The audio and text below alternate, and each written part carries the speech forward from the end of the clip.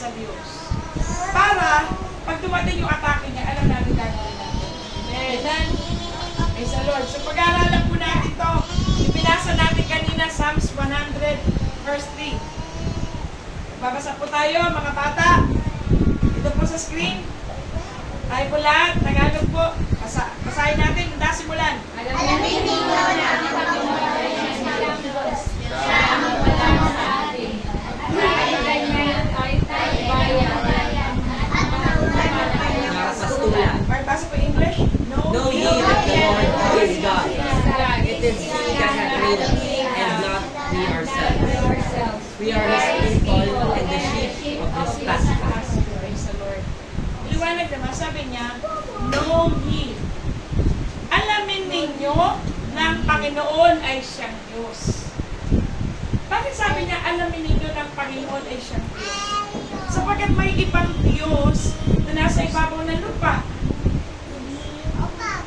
Yung mga tao. Kung minsan tinuturing nilang Diyos sa kanilang sarili. Minsan yung mga amo, yung mga employer, tinuturing nilang amo ang kanilang sarili. At syempre, yung prinsipe ng sanlibutan, tinuturing niya yung kanyang sarili ng Diyos. Pero ang sabi rito, tignan nyo, malaking D. Alamin ninyo na ang Panginoon ay siyang Diyos. Na ano, na lumalang sa amin, sa atin, na nakakabasa nitong mga awit 100. At tayo'y Kanya. Sabi natin, tayo'y Kanya. Tayo'y Kanya. Ang sabi ng salita ng Diyos, tayo ay sa Diyos. Amen? Kahit anong kalagayan natin, tayo ay sa Diyos. Praise the Lord. So, patuloy po tayo magbasa, makinig po tayo. Sabi niya, tayo'y Kanyang bayan at mga tupa ng Kanyang pastulan. Una, pag sinabing tayo'y Kanyang bayan, akala ko siya katayong dati. Sige po. Bakit kaya ang sabi niya, tayo'y Kanyang bayan? We are His people. Ano yung sabihin ng we are His people? Anak niya, ay,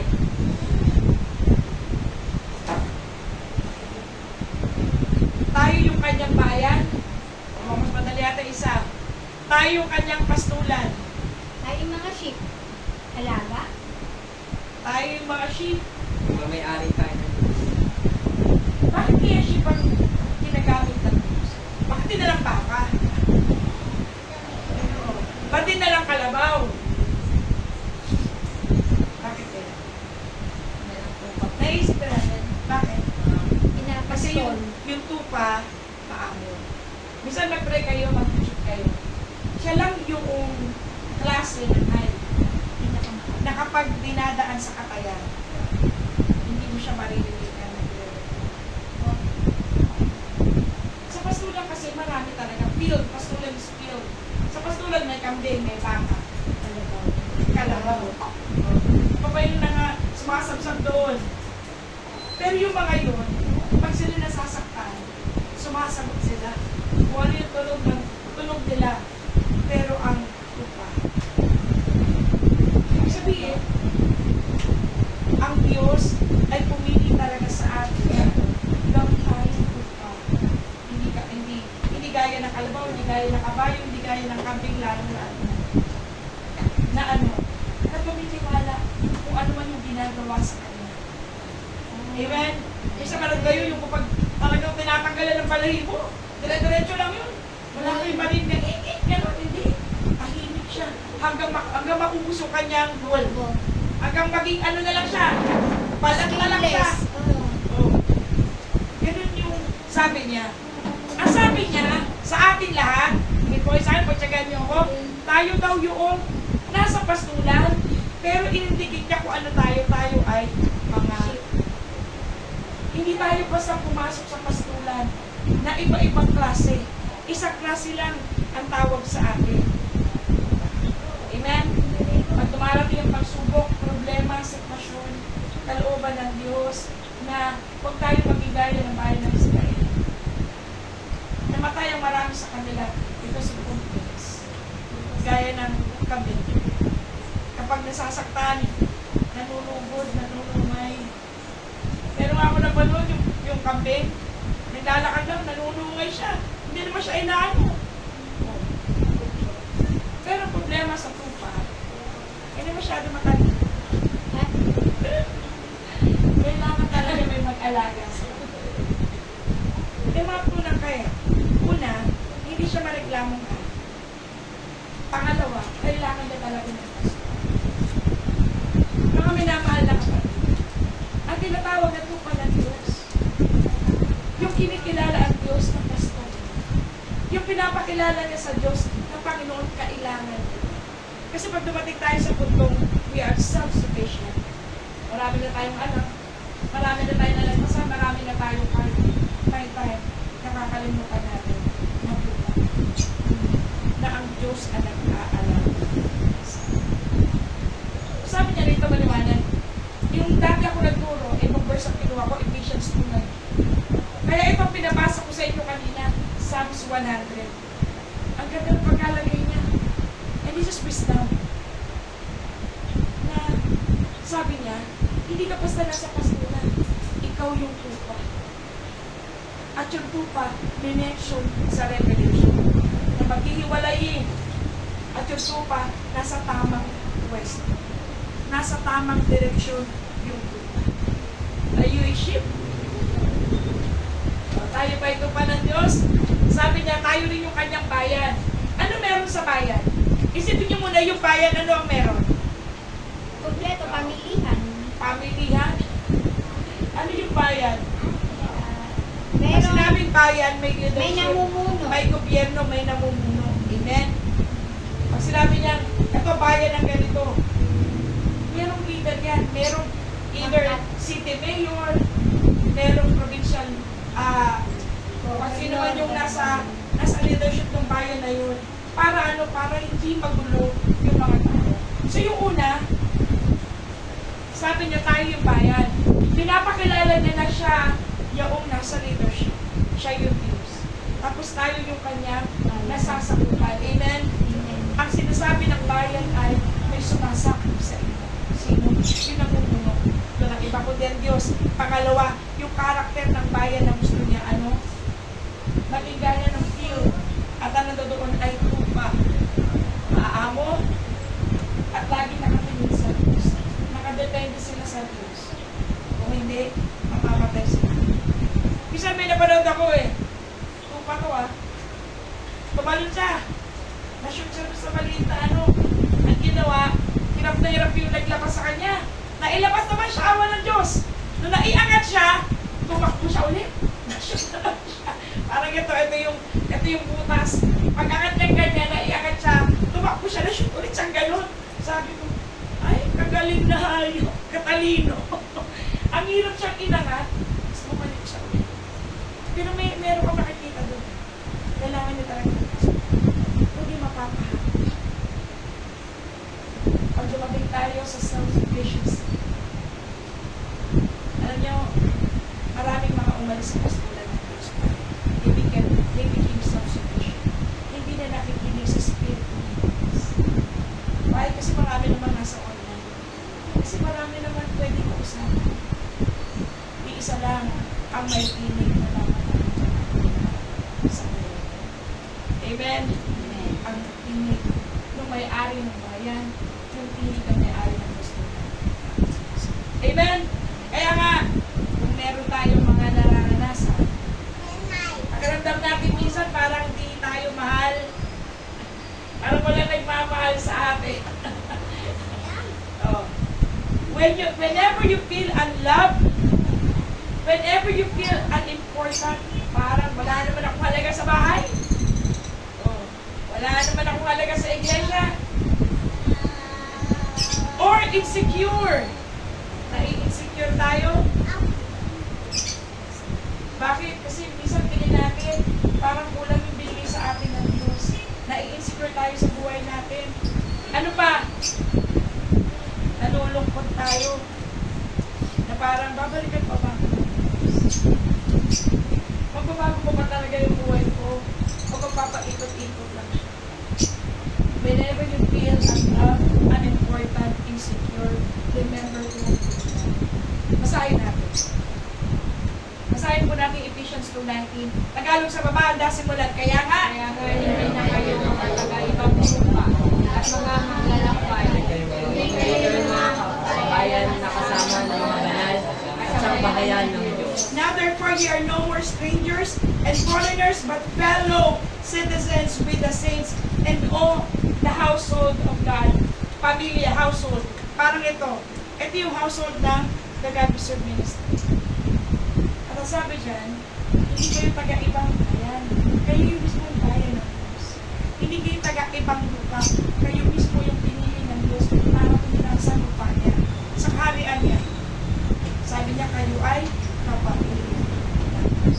So, magkapamilya tayo ng Diyos. Pagkaan tayo. Amen? Amen? Kaya nga, pag nalulungkot tayo, dahil sa mga naririnig natin, nakikita natin, nararanasan natin. So, hindi talaga titigil ang marami dyan. Napapatuloy ang tukso, problema, napapatuloy ang pagtitiis. Pero ang sabi ng Biblia, alalahanin mo kung sino kayo. Yan. Sabi mo sa katabi mo, alalahanin mo sino may ari sa'yo. Alalahanin mo may ari. Usap po kayo. Alalahanin mo kung sino may ari sa inyo. Amen! Palapakan muna po natin ang Panginoon. Hallelujah. Hallelujah, Jesus. Tapos po tayo mag-aral. Kung napasin ninyo kanina, Psalms 100 verse 3. Sabi doon, tayo'y kanyang bayan, na tayo'y mga tupa sa kanyang pastulan. Context principle. Nauna yung 3 sa 4 and 5. Basahin muna natin at maunawaan natin bakit pinagsunod-sunod yan. Basahin niyo po yung Tagalog, magsipasok handa simulan. Magsipasok kayo sa kanyang mga pinuwang daan Na may pagpapasalamat at sa kanyang looban na may pagpupuri. Magpasalamat kayo sa kanya at purihin niyo ang kanyang pangalan. Sapagkat ang Panginoon ay mabuti, ang kanyang kagandahang loob ay magpakailanman. At ang kanyang pagtatapat ay sa lahat ng saling-saling lahat. Praise the Lord. Ito yung pagkakahati. Medyo mas maiksi yung English pero mas madali. Sabi niya, dahil nalaman mo ngayon, sabi niya, know ye. Alamin mo ngayon na na ikaw ay pag-aari ng Diyos, ikaw ay kanyang bayan, ikaw ay tupa sa kanyang pastulan, kaya sabi niya, pumasok. Verse 3 yun, ito yung verse 4. Kung kinikilala mo na ikaw ay pagmamay-ari ng Diyos, sabi niya, enter His gates. Kaya pumasok ka doon sa pintuang bayan ng Diyos na may pagpapasalamat. Amen? Ibig sabihin, yung mga pupunta ng bahay ng Diyos, sila yung kumikilala ng pagmamay-ari sa Diyos. And when we stop doing that, nandito tayo pumapasok sa bahay ng Diyos, then, ibig sabihin din mo, nakalimutan na natin na pagmamay-ari tayo. Naintindihan ko ba natin? Balikan ng 3. Ang sabi sa 3, alamin mo ito na ikaw ay pagmamay-ari ng Diyos sapagkat siya ang lumikha ng lahat. Ikaw ay bayan niya, ikaw yung kanyang tupa, siya yung may-ari ng pastulan. Kaya sabi niya, magsipasok kayo. Kalooban ng Diyos na magalak tayo sa Kanya. Amen? Kalooban ng Diyos, makita niya tayo na nagagalak sa ating mga puso na malaman ni totoo na pag-aari tayo. Ang hirap sa buhay na matapos, hindi mo alam kung sino mo matapos. Di ba na mga hindi pa tayo nakakilala, mag-quiz tayo sa Panginoon. Tama ba? Mag-quiz tayo kung talagang may timbangan ng masama at mabuti. Talagang may impyerno at may talagang may aklat ng buhay. Merong aklat na mabuti. Maraming kamunisyon sa buhay natin. Pero ang sabi ng Diyos, kung maalaman mo na ito ay tiyak at totoo na ikaw ay pagmamayari ng Diyos, pumasok ka sa kanyang pintuan daan. Ito yung kanta natin, enter into His gates with thanksgiving and into His courts. Ito, courts. Templo. Bahay ng Diyos. Sabi niya, pumasok ka. Kaya nga, pag pala nangyayari sa atin, pag alam na natin na pag may-ari tayo ng Diyos, doon tayo na yung gamin na magsimba. Amen? Verse 4, may kalugtong. Ang sabi dyan, and bless His name. Magpasalamat tayo at magpuri tayo sa kanyang pangalan. Bakit? For the Lord is good, His mercy is everlasting, and His truth endureth to all generations.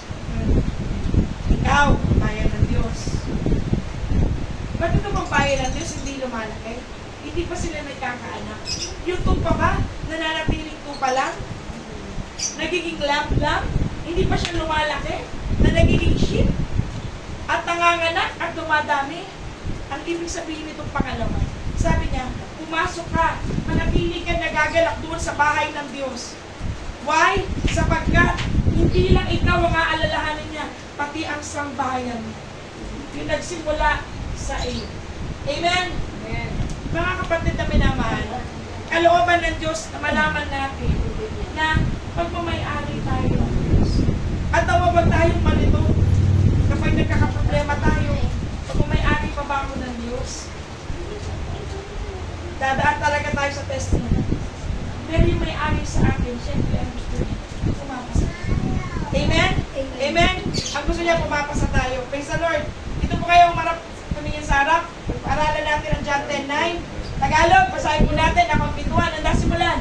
Ako ang pintuan, sino lang nakapasok sa akin ay siya'y maliligtas at papasok at lalabas at makasumpong na walas. Praise the Lord.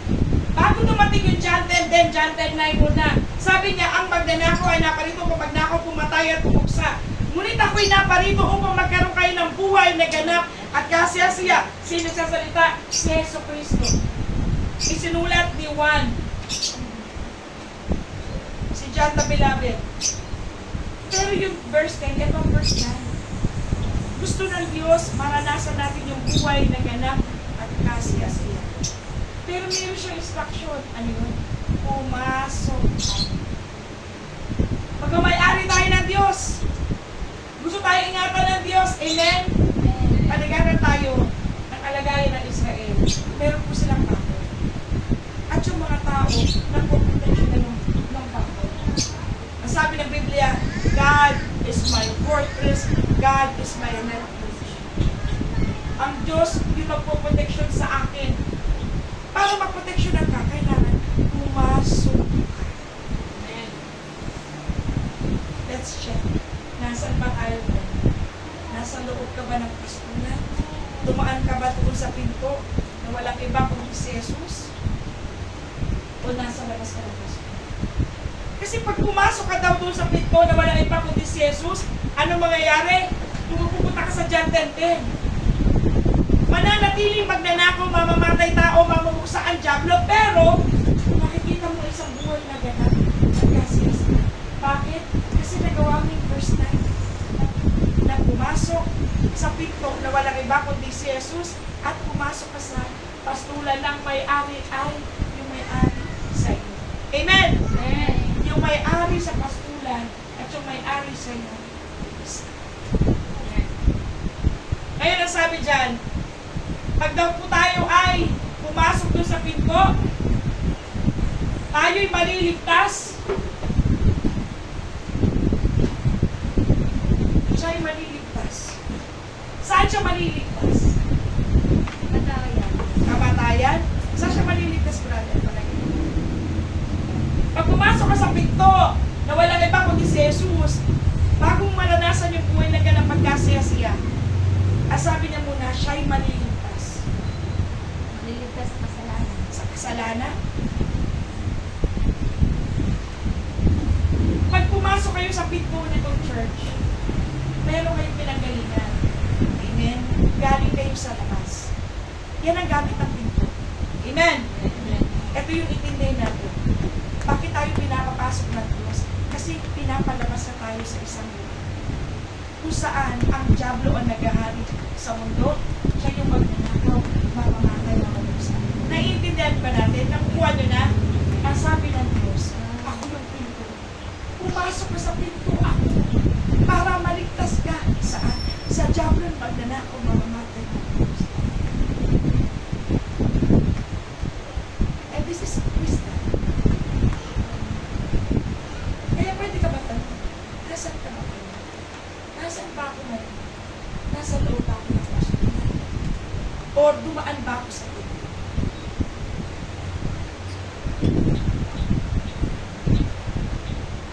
Kalooban ng Diyos, turuan tayo ng Espiritu ng Diyos. Para ano? Maligtas talaga tayo. Ano yung buhay na ganap pagkasya-siya? Kung lagi ka nabubuntal ng jakdo. Lagi ka nananakawan. Ang problema, pag lagi tayo nananakawan, may next step siya. Ang round 2 niya, umapagay.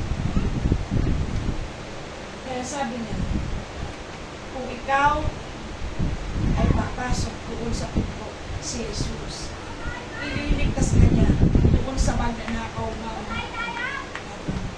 Amen? Amen. Praise the Lord. At, eto, pagkatapos tayo ligtas, why? Kasi pinapasok ka niya doon sa kung saan may covering ang Diyos. Ito yung covering ng Diyos. Where there is obedience, there is protection. Kung nasa ng pagsunod sa Diyos, nandun ang protection. Kung nasa ng pagsuway, nandun ang samong-saring problema. Gusto ka itakas sa Diyos, kaya lang, nasa labas ka ng pagsunod. Therefore, nasa labas ka ng Diyos. Kasi pag nasa loob ka ng pastola, at ikaw ay tupa, imposible hindi mo sundin ang pastola. Na walang iba kundi si Jesus, na siya rin yung pinto at may-ari ng pastola. Amen? Ibig sabihin, sino mang tao, Kristyano na yan, matagal bago. Pag ayaw niya sumunod sa Panginoon, hindi siya makakapasok sa pinto. Why? Kailangan niya ng submission. Kaya nga tayo ginukulit ng Diyos sa inyo. Why? Ayaw natin ng submission. Tama ba? Yun ang isa sa ayaw natin. Ang gusto natin, tayo na nasusunod tayo. Kasi may isa tayo. Pagdami tayo. Siya'y nauna, wala rin mauuna sa Kanya. Siya'y mahuli at wala rin mauhuli sa Kanya. Siyang may alam ng lahat. Walang sino mang pinakamatalino natin, pinanganak sa ibabaw ng lupa at ipapanganak na lalagay sa kaalam. Kaya pag may mali, iyak tayo mali. Amen. Amen. Kapag may nagkamali, iyak, ulitin ko, hindi ang Diyos na tama. Kasi hindi siya mawala. Sabi ng Diyos, kung kinikilala mo na siya may-ari sa'yo, if you remember to whom you belong, kailangan mo pumasok sa pinto. Napag-aralan natin demonic attack, tama? Kailangan mo nandoon ka sa protection ng Diyos. Tayong lahat dapat nandoon tayo under radar ng Diyos. Huwag ka sa labas ng pastulan. Nandoon ang logo. Nandoon ang jakdo. Pumasok ka doon sa pastulan. Punasan ng protection ng Diyos. Pero, doon sa pastulan, yung pastulan na susunod. At Diyos. Amen? Amen. Pero sabi niya, pag pumasok ka doon, anong mangyayari? Makakasumpong ka ng pastulan. Okay, pastulan. Ipaliwanag ko na ito dati. Alamin ko rin in remembrance. Ano ang pastulan? Sa pastulan, meron kang kakainin, meron kang iinumin, meron kang shelter. May gagamot sa'yo pag may kasakit ka. May magbabandage sa'yo. Imagine mo yung tupa, pag hindi mo siya inasikaso, mapipilot siya, mamamatay. Kailangan niya na mag-aalala. Lagay natin yung kalagayan natin doon sa sapatos noong na kailangan tayong alagaan. Pero dapat siya nasusunod sa akin. Amen. Kasi pag nawala tayo doon sa submission, sa pastor, magiging reckless na po pa tayo. May pintuman ang pastulan. Pwede kang lumabas. Pwede kang pumasok ng maayos. At kapag ayaw mo na ng submission, pwede kang lumabas. Pero sabi ng Diyos, pag pumasok ka at nanatili ka sa loob, nandoon ang protection. Amen. Amen. Pastulan, ulitin ko. Ito talaga yung verse na kaya kong tayuan. Na ang Diyos talaga magpapakain sa'yo. Huwag mo lang kalimutan mo. Humingi ka lang, Panginoon. Diba? This is the prayer that Jesus taught us. Matthew 6. Father, give us our daily bread. Forgive us our trespasses as we forgive the debts of others. Patawaran mo kami sa aming utang kung paano pinatawad namin ang utang na ito. us this day our daily bread. Yung daily bread, nandun lahat yun. Kakainin, iinumin, idaramit, kumanak ulit. Pambayad ng kuryente, pambayad ng tubig, pambayad ng internet, pang tuition fee, lahat. Pang loan, lahat. Pero, yun ka sa kasi. Amen. This is something that you can ponder. Pwede mo pag-isipan. Bakit?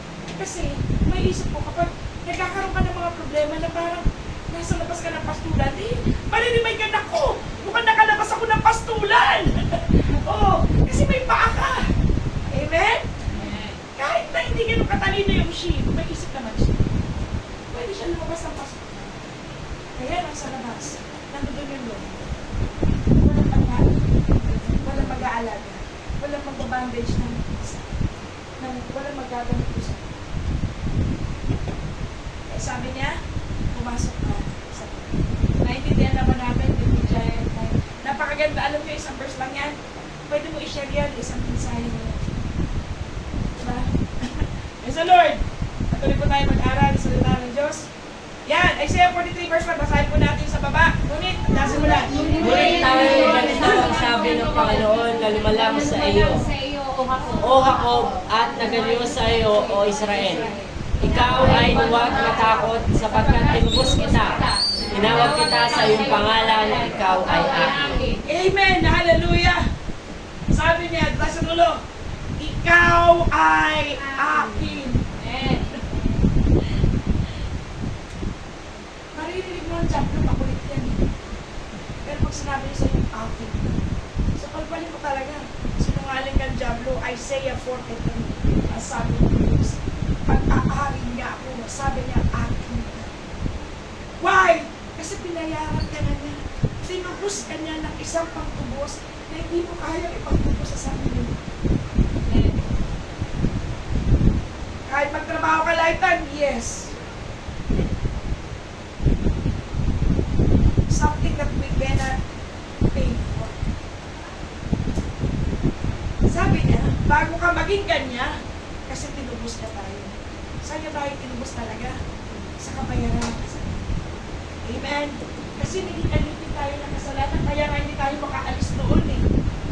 Kailan tayo nagbago?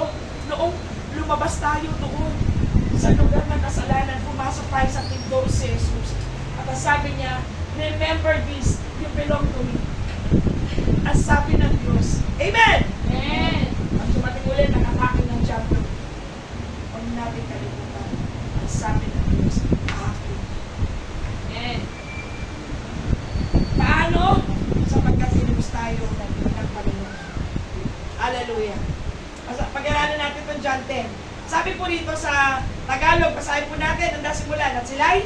At sila'y binigyan ko ng buhay. Kailanman hindi sila manilipon at hindi sila gagawin na sinuman sa aking kamay. Ang aking ama na sa kanila ay nagbigay sa akin ay lalong dakila kaysa lahat at hindi sila maaagaw ni naman sa kamay ng ama. Kahit anong sulsul, kahit anong problema, ang ibato sa atin ng Diablo, kaya tayo proteksyonan para manatili tayo sa kanya. Ang liwanag ko, ang sabi niya dito, ang sila binibigyan ko ng walang hanggang buhay, kailanman hindi sila nalilipol. Paano nalilipol ang bayan? Kapag kinupkulo sila. Ibig sabihin, wala na sila doon sa authority. Kung unang may-ari sa kanila. Halimbawa, ang Israel, pag sila nakukup ng Philistine, kailan nangyayari yun? Pag nagre-rebelde sila sa Diyos. Diba nawawala yung protection ng Diyos? At ang nangyayari, anong ginagawa ng Philistine? Pinarurusahan ang bayan ng Israel. Kaya nga dito, sinasabi niya, una, binibigyan kanya ng assurance. Amen? Sabi nung awit nila, lahat aking ibibigay. Maging aking buhay upang purihin. Kahit trabaho, bilhin ng puri, kahit sa kamag-anak. Minsan may dumalaw, galing pa na tabi. Kaso, dumating Sunday ng umaga. Sabi ng awit, lahat awit na yan ay hindi para sa akin. Are you with me? Yung awit na yan, hindi po yan totoo sa lahat. At papahalat yung babae at lalaki na kaya patunayan sa Diyos na yung awit na yun ay totoo sa Kanya.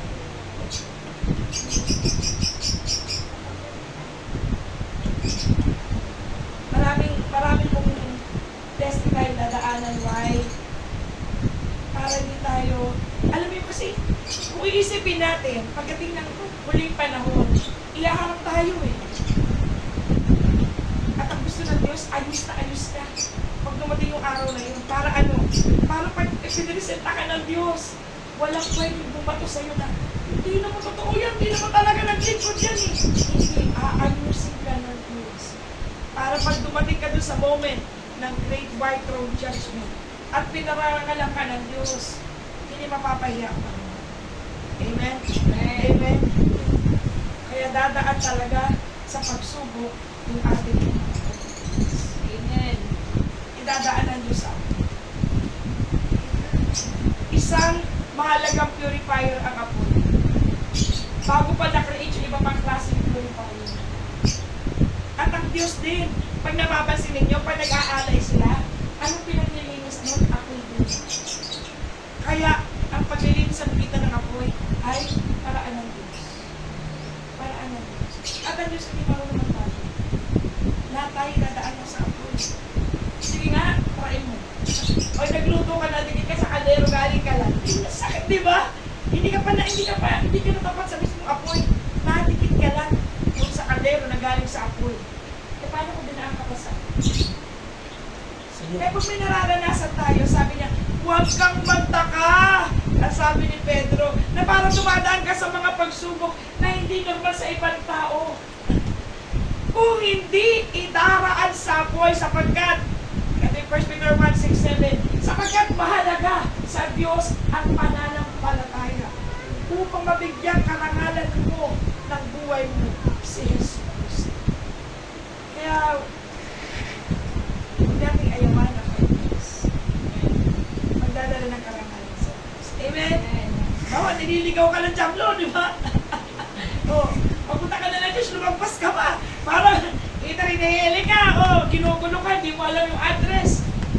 Pero ikaw, tutulungan ka ng Diyos. Alam mo, magkasundo lang kayo, kaya tumak na gano'n na selfie. Magkasundo lang kayo. Sa buhay na ito, walang iigit sa Diyos. Amen! Amen. Kahit anong gawin pa, ikot-ikot ang Diablo. Mananatili yung katotohanan pagmamayari tayo. Amen! Amen. Napakaganda nga. Inibigyan niya tayo ng walang hanggang buhay. Hindi tayo pwedeng agawin ni naman. 1 John 3:1. Masdan ninyo kung gaano pag-ibig ang pinagkaloob sa atin ng Ama.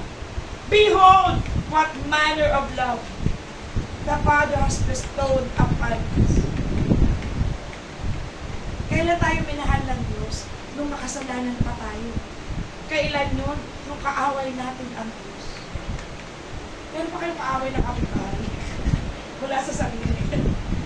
Ang hirap pakipagayan. O kaya, kasama sa bahay. O, nagkakaroon kung pound ang bahay nyo. Pero kung hindi mapakipagayan,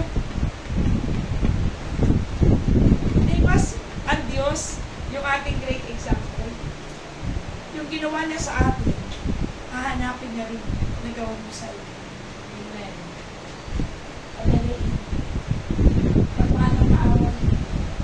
Lalo na kapag mura ka, sinasabihan ka naman sa mga ching-chismis ka, binabato ka. At maraming ginagawa sa iyo kung ano-ano. Pero di ba ganun yung dinaanan ng Diyos sa atin? Tayo yun eh. Tayo yung hindi sumusunod. Tayo yung walang makialam. Tayo yung iligtas sa Diyos. Tayo may lumalaban. Tayo yun. Pero, paano ka nakarating ng church? Kasi pinagtsagaan tayo ng Diyos. Amen. Ang tawag dito, anong tawag dito? Yung stubborn love of God. Stubborn. Yung pag-ibig ng Diyos na nakapagsiksikan para kabuhin. Amen. Salamat sa Diyos. Inabutan nga tayo. Amen. Panapakan natin ang Diyos. Sabi niya, manner of love. Behold.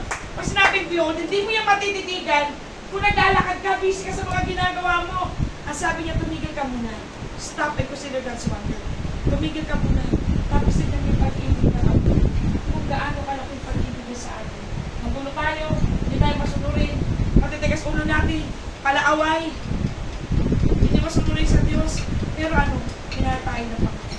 Ibig sabihin, ang pag-ibig ng Ama na nilagay niya sa atin is really unconditional love. Amen! Amen. Unconditional love. At yung unconditional love, ayaw ng Diyos na hindi natin mahal. Amen. We have unconditional love for others. Kahit awayin ka. First time ko naranasan talaga yung 1999. Sabi ko, parang hindi na ako to. Para na ako abnormal. Dapat, galit ako. Dapat nag-aaway na ako pag ako inaway. Nagulat ako. Ang naramdaman ko ako. Sabi ko nga, parang alien. Sobrang foreign. Hindi ako sanay ng inaaway at aawa. Pero yun ang Diyos. At ang gusto niya, maging gaya natin siya. Mahabang pinagsasalitaan kayo dito. Naku, pag ikaw yung klase ng tupa, na ang gunog mo yung kambing, delikado ka.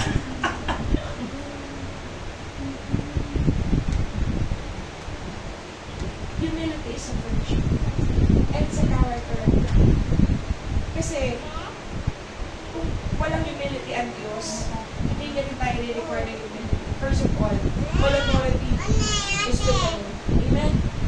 Kasi sinabi niya, mawala ka. Pwede ka talaga mawala. Kasi kinriit niya lang tayo eh. Pero ginagawa niya, pag yung tayo yung putik, na tumitigas na tumitigas, kapag ikaw tayo nanggigil, tapon mo na yan. Kuha ka na lang ng bago. Art project mo yung clay, di ba? Ginulungan mo na. Sa pulo mo, tapon mo na siya. Kuha ka ng panibago. Kung gano'n ang Diyos, naupos na tayong lahat. Amen? Imagine mo, kung gano'n tayo, ay kung gano'n ang Diyos, mag-isip katulad natin, naupos talaga tayo. Walang pupunta natin. Salamat sa Diyos, iba siya sa atin. Amen? And He is conforming us to be like Him. Alam niyo ba, isa rin itong calling. Mga kapatid, din kayo sa akin, pagtsagaan niyo. Ang maging kagaya ng Diyos ay isang pagtawag. Hindi lang calling ang ministry na maging taga-turo ka, taga-payo ka, taga-counsel ka, taga-dala ka ng mabuting balita, evangelist, propeta, apostol. Yung maging kagaya ka ng Diyos is also a calling. Why? Wala nga akit sa langit na hindi kagaya ni Jesus. Na mabilis mang katawag. Pahinawag sa pagkatawag. Amen. Amen. Kaya nga, sabi niya, behold what manner of love. At hindi tayo magbabago unless tanggapin muna natin yung pag-ibig ng Diyos dala ng Espiritu ng Diyos. Kaya huwag na kayo magtaka kung maraming nakilala kayo, churches, parang katagal na, doon na tumira, doon na nagkaugat, pero hindi nagbabago. Hindi talaga tinanggap. At hindi naunawaan ang pag-ibig ng Diyos. Kasi ang pag-ibig ng Diyos, pag tinanggap at naiintindihan, magmamanifest yan sa buhay. Imposible hindi. Kasi may bisa ang pag-ibig ng Diyos. Hindi mawawala ang bisa, depende sa buhay. Amen! Praise the Lord! Patuloy tayo mag-aral. Huwag natin kalimutan, kanino tayo, sino may atin sa atin. Sabi ng Romans 8:15 Tagalog, pakibasa po sapagkat tandaan mo lang. Sapagkat hindi ninyo muling tinatanggap ang espiritu ng pag-aalipin sa ikatatakot. Katapat tinanggap ninyo ang espiritu ng pagpupagkop. Dahil dito sinisigaw tayo, Aba. Pagbago tayo, madal sa tao lang natin sa kanya, Panginoon, Lord, Amen. You know what? Pag nakaupo kayo, mga kapatid, dilan! Nakaupo tayo,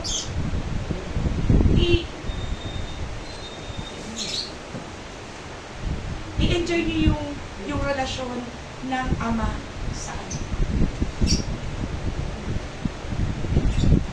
Yung Ama sa anak, hindi yung Ama sa anak na meron kayong problema. Di ba may anak, meron problema yung Ama sa anak? Ganun ba? Hindi. Kung hindi, yung gaya ng anak na hinahanap yung kanyang ama. Halimbawa, isang 3 years old. Gusto niya umuwi ng bahay. Eh, hindi niya alam kung paano makauwi ng bahay. Ngayon tumatawag siya. Pag di niya makita yung tatay niya, umiiyak siya. And we cry, Abba. Hindi ko kwento. Mga kapatid, alam niyo ba, napakasarap maranasan na ang Diyos ay Ama. Pag naupo ka, nakipag-usap ka sa Kanya, grabe. Yung naakala mo na hindi maayos sa'yo, kaya-kaya niyang ayusin.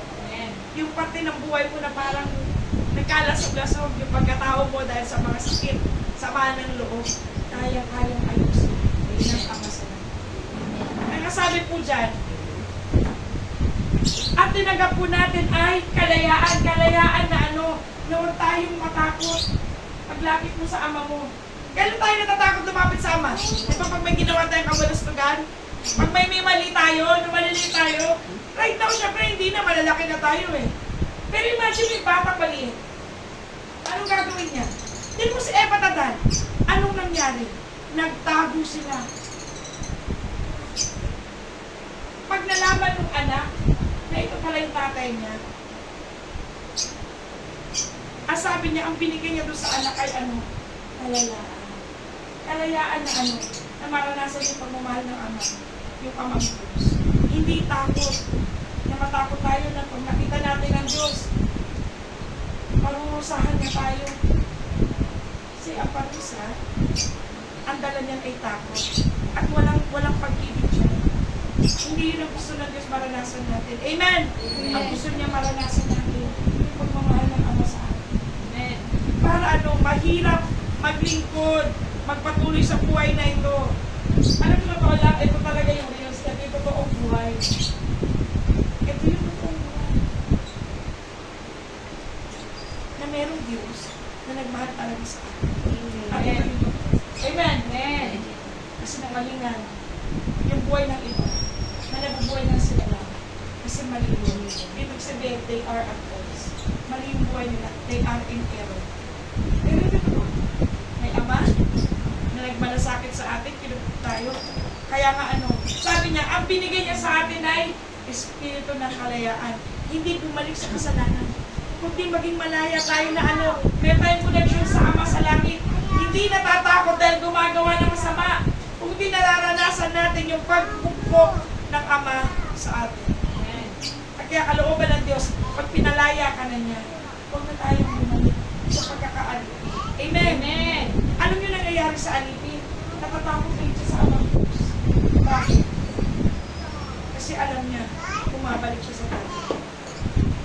Tingnan niyo to nararanasan niyo ba to? Pag meron tayong nagawa, ibang pakiramdam niyo sa Panginoon. Tama ba? Tama ba?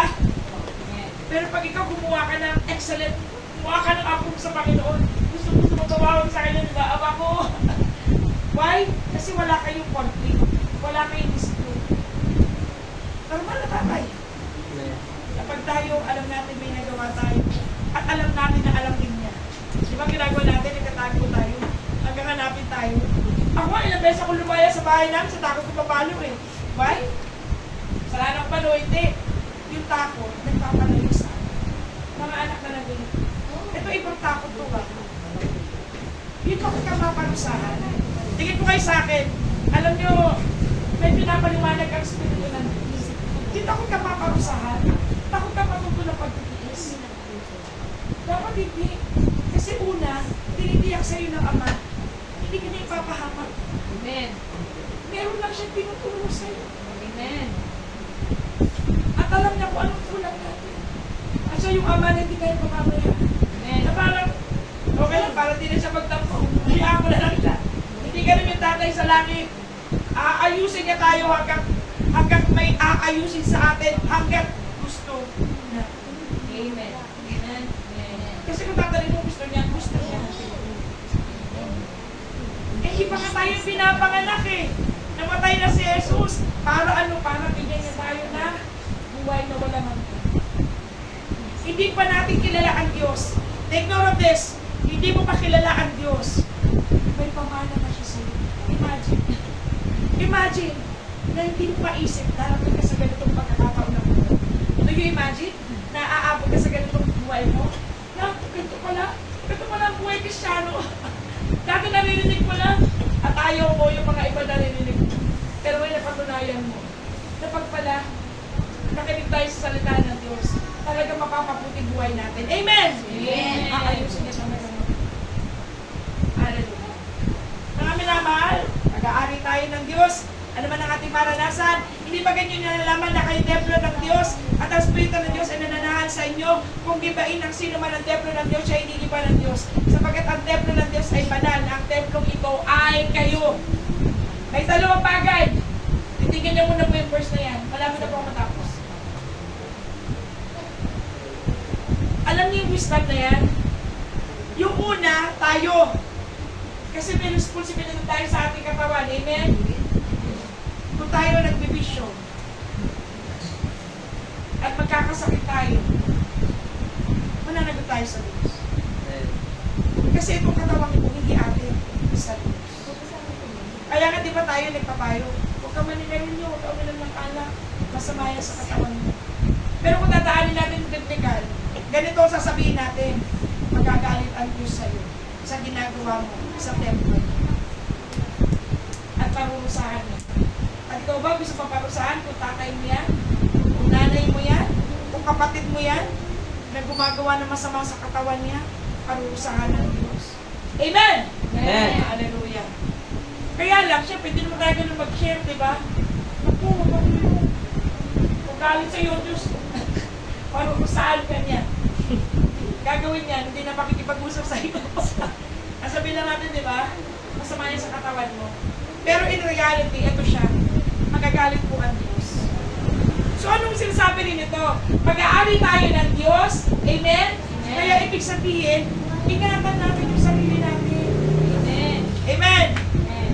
Kung tayo pag-aari ng Diyos, ingatan din natin sarili natin. Ito yung pangalawa. Kapag sino man ang gustong manakit sa katawang ito, tingin po kayo sa akin. Ito yung pangalawang revelation. Yung una, yung responsibilidad natin sa katawan natin sa Diyos. Yung pangalawa, pag may ginawa ang diablo laban sa katawang ito, pananagutin siya ng Diyos. Amen! Amen. At nakakatakot maharap sa galit ng Diyos. Magagalit siya, why? Pag pinakailaman yung katawan niya. Kaya nga ikaw, meron kang authority na magpaalis ng mga bagay na hindi nakikita na marurumi na ibig gumiba ng katawan mo. Binigyan ka ng authority ng Diyos na magpalayas. Kasi sabi niya, kung sino man ang gumiba, pananagutin ng Diyos. Amen! Amen. At ikaw ngayon, yung responsable sa templo niya. Hindi ka lang basta responsable. Binigyan ka ng otoridad ng Diyos na ingatan mo ang templo. Amen!